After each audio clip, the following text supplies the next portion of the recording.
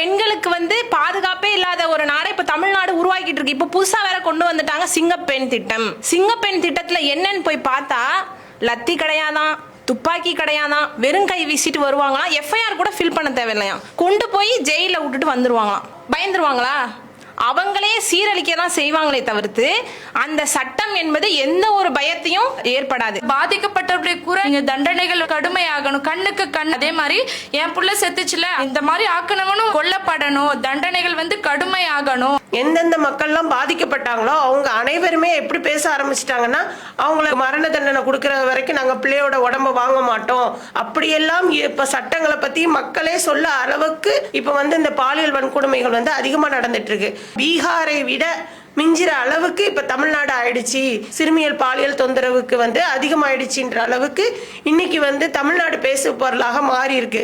இன்னைக்கு சின்ன சின்ன குழந்தைகள் கூட சீரழிக்கப்படக்கூடிய ஒரு நிலை ஏற்பட்டிருக்கு. இப்படிப்பட்ட பாவிகளுக்கு தண்டனை என்ன, அந்த குற்றங்களுக்கான தண்டனைகள் எப்படியெல்லாம் இருக்கணும், எப்படியெல்லாம் இருந்தா சரியா இருக்கும் அப்படின்றத நீங்க சொல்லுங்க. என்னைக்கு அதுக்கான தண்டனைகள் கொடுக்கப்படுதோ அப்பதான் குற்றங்கள் குறையும். இப்போ ஒரு மனுஷன் திருடுறான் அப்படின்னா கையை வெட்டணும். அவன் எதை கொண்டு திருடுறான் அப்படின்னா கையை கொண்டு தான் திருடுறான். அந்த கையை வெட்டிட்டா அவன் திருடான்னு முதல்ல மற்றவங்களுக்கும் அடையாளம் தெரிஞ்சிடும். அவனும் இனி நான் திருட மாட்டேன்னு அவன் உறுதி ஆயிடுவான். ஐயோ நம்ம திருடுனா நம்மளுடைய கையை வெட்டிடுவாங்க அப்படின்னு சொல்லி. அப்போ ஒருத்தன் பாலியல் வன்கொடுமை செய்யறான், ஒருத்தன் விபச்சாரம் செய்யறான் அப்படின்னா அதுக்கான தண்டனையை நம்ம கடுமையாக கொடுத்தோம் அப்படின்னா நிச்சயமாக குற்றங்கள் குறைக்கப்படும். சின்ன குழந்தைங்க கூட தான் துன்புறுத்தப்படுறாங்க, அதற்கு என்ன தீர்வு அப்படின்னு சொல்லிட்டு கேட்கும்போது இப்ப உள்ள தீர்வு என்னன்னு சொன்னா சட்டங்கள் கடுமையாக்கப்படணும். ஒருத்தவங்களுக்கு தீர்வு எப்படி கிடைக்குது, இவன் தான் தண்டனைக்குரியவன் அப்படின்னு சொல்லும் போது அவன் வயசானதுக்கு அப்புறம் தான் அவனுக்கு என்ன பண்றாங்கன்னு சொன்னா தீர்ப்பு கொடுக்குறாங்க. இவனுக்கு தான் வயசானதுக்கு அப்புறம் தீர்ப்பு கொடுத்தா அவனுக்கு என்ன, அவன் எப்ப தப்பு பண்றானோ உடனே தீர்ப்பு கொடுத்தாதான் அடுத்தடுத்து என்ன பண்ணுவாங்கன்னு சொன்னா அந்த தண்டனைகள் குறையும் இல்லையா.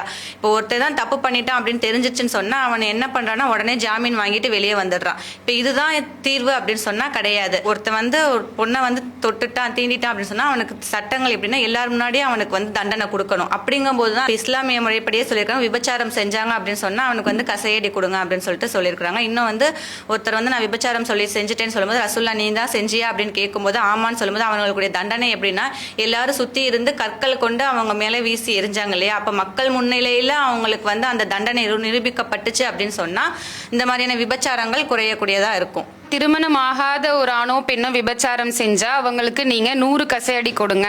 திருமணம் ஆகியும் ஒரு ஆணோ அல்லது பெண்ணோ விபச்சாரம் செஞ்சா அவங்கள ஒரு பொதுமக்களுடைய முன்னிலையில கல்லாலே எரிந்து கொள்ளுங்க அப்படிங்கிறது தான் படைத்த இறைவனுடைய கட்டளை, இஸ்லாமிய சட்டம். இதை நிறைவேற்றுறதுல உங்களுக்கு கருணை ஏற்பட வேண்டாம், இதுலதான் உங்களுக்கு வாழ்வு இருக்கு அப்படின்னு சொல்லி தான் படைத்த இறைவன் சொல்றான். இதே வார்த்தைகளை தான் இன்னைக்கு சமுதாயம் இந்த வார்த்தைகளை கட்டளைகளா கண்கூட நிரூபிக்கப்படணும், செயல்படுத்தப்படணுங்கிறது தான் சமுதாயமும் எதிர்பார்க்குதுங்கிறத நம்ம கண்கூட பார்க்கிறோம். இன்னைக்கு இவங்க சொன்ன மாதிரி பாத்தீங்கன்னா இப்போ பாலியல் ரீதியான நடக்கக்கூடிய வன்கொடுமைகளுக்கெல்லாம் மக்களே அவங்களே என்ன பண்றாங்க, சட்டத்தை சொல்ல ஆரம்பிச்சிட்டாங்க. எப்படின்னா நாங்களே சொல்றோம், நீங்க இவங்களை தண்டனையை இப்படி கொடுங்க, மரண தண்டனை கொடுங்க, அவங்கள அந்த பெண் எப்படி அனுபவிச்சாலோ அதே வேதனையை அவங்களுக்கு கொடுங்க, அவங்கள ஜாமீன் வச்சு இந்த மாதிரி உள்ள அரெஸ்ட் பண்ணி வைக்காதீங்க, காலதாமதம் பண்ணாதீங்க, அவங்களுக்கு உடனே நிறைவேற்றுங்க, இப்படி தொடர்ந்து நடந்துட்டு இருக்க வேண்டாம் அப்படிங்கிறாங்க. ஆனா அரசு அதுக்கான ஒரு மெத்தன போக்கானதான் இப்ப வரைக்கும் இருக்கிறாங்க. இப்போ ஒரு கடந்த நாட்கள்ல பாத்தீங்கன்னா ஒரு 12 சிறுமிகள் இதே மாதிரி சீரழிக்கப்பட்டாங்கன்னா அவர்களுக்கு என்ன இன்னும் வரைக்கும் கொடுத்துருக்காங்கன்னு பார்த்தா நீதிமன்ற காவல்ல தான் இருக்காங்கன்னு தான் சொல்லப்பட்டிருக்கே தவிர இந்த தண்டனை கொடுக்கப்பட்டிருக்கு இந்த தண்டனை கொடுக்கப்பட்டிருக்குன்னு யாருக்கும் இது வரைக்கும் சொல்லப்படலை. அந்த மாதிரி தண்டனைகளை நிறைவேற்றினா மட்டும்தான் சட்டங்கள் கடுமையாகணும்னு நம்ம மட்டும் இப்ப சொல்லிட்டு இருக்கல, எல்லா மக்களுமே இப்ப பேச ஆரம்பிச்சிட்டாங்க. எந்தெந்த மக்கள்லாம் பாதிக்கப்பட்டாங்களோ அவங்க அனைவருமே எப்படி பேச ஆரம்பிச்சிட்டாங்கன்னா, அவங்கள எங்களுக்கு மரண தண்டனை கொடுக்கற வரைக்கும் நாங்க பிள்ளையோட உடம்ப வாங்க மாட்டோம், அந்த மாதிரிலாம் பிரச்சனை பண்ண ஆரம்பிச்சிட்டாங்க. அப்படியெல்லாம் இப்ப சட்டங்களை பத்தி மக்களே சொல்ல அளவுக்கு இப்ப இந்த பாலியல் வன்கொடுமைகள் அதிகமா நடந்துட்டு இருக்கு. இதே மாதிரி பாத்தீங்கன்னா நம்ம இஸ்லாம் சொல்லக்கூடிய சட்டத்தின்படி நடக்கக்கூடிய கல்ஃப் கண்ட்ரீஸ்ல எல்லாம் பாத்தீங்கன்னா இந்த மாதிரியான சட்டங்கள்லாம் இருக்கு. கடுமையாக்கப்பட்ட காரணத்தினாலதான் அங்க இந்த மாதிரி இதெல்லாம் நடக்கிறது கிடையாது. இப்ப தமிழ்நாட்டுல இந்த மாதிரியான சட்டங்கள் இல்லாத காரணத்தினாலதான் இப்ப அதிகமா பீகாரை விட மிஞ்சிற அளவுக்கு இப்ப தமிழ்நாடு ஆயிடுச்சு. சிறுமியல் பாலியல் தொந்தரவுக்கு வந்து அதிகமாயிடுச்சுன்ற அளவுக்கு இன்னைக்கு வந்து தமிழ்நாடு பேசு பொருளாக மாறி இருக்கு.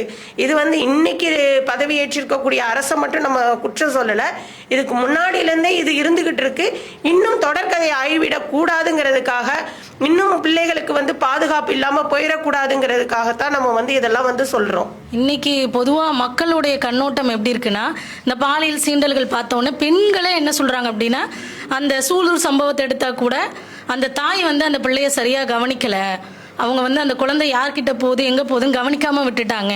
இல்ல ஒரு பெண்ணுக்கு பாலியல் சீண்டல் நடந்துச்சு அப்படின்னா அந்த பெண்ணு ஒழுக்கமா இருந்திருக்க மாட்டா, அதனாலதான் அவளுக்கு இது ஏற்பட்டிருக்கு, இவ ஒழுங்கா இருந்திருந்தா ஏன் இது இவளுக்கு ஏற்படுது அப்படின்னு பெண்களையே குறை சொல்லக்கூடிய ஒரு நிலை தான் இன்னைக்கு சமுதாயத்துல இருக்கு. அப்ப இன்னைக்கு ஒரு சட்டம் வருது அப்படின்னா தண்டனைகள் ஏன் உடனே கொடுக்கப்படல, நம்ம கவர்மெண்ட் ஏன் உடனே தண்டனை கொடுக்கல, இன்னும் ஏன் காவல்லையே வச்சிருக்கிறாங்க அப்படின்னா, இதுக்குன்னு ஒரு தனி நீதிமன்றம் இருந்தால் கூட அந்த நீதிமன்றங்கள் இந்த பாலியல் சீண்டல்களுக்கு தனி நீதிமன்றம் அமைச்சு தனியாக தான் இந்த கேஸை விசாரிப்பாங்க, மற்ற நீதிமன்றங்களோட சேர்த்து விசாரிக்க மாட்டாங்க. ஆனாலும் ஏன் தண்டனை உடனே கிடைக்கல அப்படின்னா அதற்கான நீதிமன்றங்கள் குறைவா இருக்கு. அப்ப நம்ம என்ன சொல்றோம் அப்படின்னா, ஒரு பிரச்சனை வருது அப்படின்னா நிறைய தனி நீதிமன்றங்களை அதிகப்படுத்துங்க. அப்படி அதிகப்படுத்தும் போது அந்த வழக்கு நீங்க உடனே விசாரிக்கிற மாதிரி ஒரு நிலை ஏற்படும், தண்டனைகளும் உடனே வழங்கப்படும்.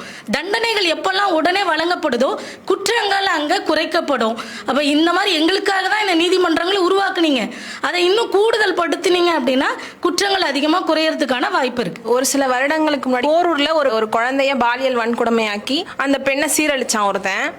அவனுக்குடைய தண்டனை என்னன்னா, கொஞ்ச நாள்ல ஜாமீன்ல வெளில வந்துடுறான். வந்த உடனே அவனுடைய தாயே அவனை பார்த்து கேட்கறான், நீனா ஒரு மனுஷனா அப்படின்னு பெத்த தாயே கேட்கும் போது அந்த அம்மாவையே கள்ள தூக்கி, தான் சொந்த அம்மாவையே கள்ள தூக்கி கொலை பண்ணக்கூடிய நிலை இருக்கு அவனுக்கு. அப்போ அந்த ஜெயில என்னதான் அத்தனை நாள் அவனுக்கு தண்டனை கொடுத்தாங்கன்னு தெரியல. அப்போ வெளியே வந்து அவன் என்ன பண்றான், தவறு செய்யக்கூடிய நிலை தான் ஏற்படுது. அப்போ தண்டனை சரியில்லை. ஒருவர் 20 வயசுல வந்து பாலியல் வன்கொடுமை செஞ்சு முதியவர் ஆயிட்டாரு, வயசாயிட்டாரு, தள்ளாத நிலையில 4 பேர் தூக்கிட்டு வராங்க அவங்க. அப்போ பெண்களுக்கு வந்து பாதுகாப்பே இல்லாத ஒரு நாடை இப்ப தமிழ்நாடு உருவாக்கிட்டு இருக்கு. இப்ப புதுசா வேற கொண்டு வந்துட்டாங்க சிங்கப்பெண் திட்டம்.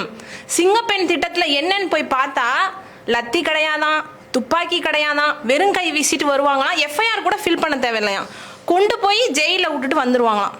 அப்போ பயந்துருவாங்களா?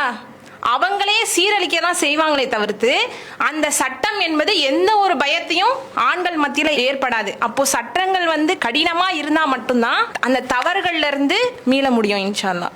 நபிகள் நாயகம் ஸல்லல்லாஹு அலைஹி வஸல்லம் அவங்களுடைய காலத்துல பாத்தீங்கன்னா ஒரு சிறுமி வந்து மதீனால வந்து நகைகள் அணிஞ்சி போயிட்டு இருப்பாங்க. அப்போ போது அந்த கயவர்கள் என்ன பண்ணுவாங்க, அந்த பிள்ளையோட தலையில கல்லை வீசி எரிஞ்சு அந்த நகைகளை பறிச்சுட்டு போயிடுவாங்க.